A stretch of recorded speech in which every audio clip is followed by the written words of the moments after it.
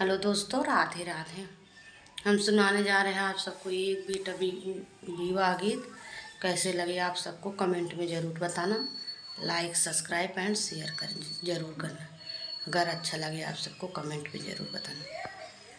पातर राम पतर करिया ठाढ़ भाए बानिन के दुकान। ठाढ़ भाए बानिन के दुकान। किया तू ले बारामा खैरा सो पड़िया।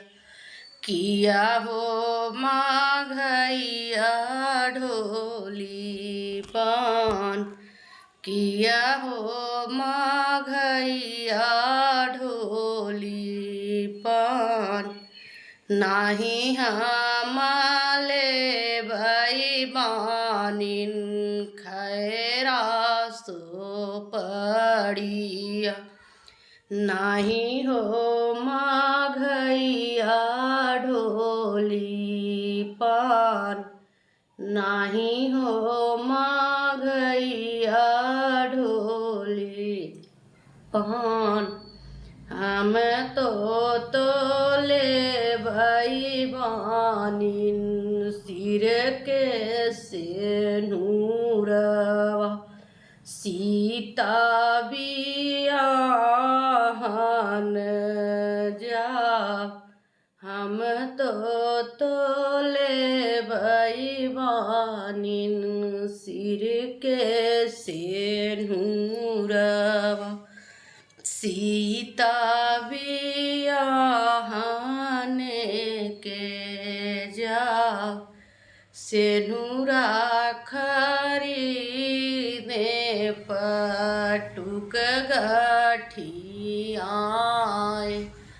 दाएं बाएं बोलै लागे काग सेनुरा खरीदे पटुक गठियाए। दाएं बाएं बोलै लागे काग। अरे लक्ष्मण भैया विपतिया केला आयक कागवा के करता विचार। अरे लक्ष्मण भैया विपतिया के नायक कागवा के करता विचार। दान भल पाऊब दहेज भल पाऊब। भौजी सूरुजवा के जोत।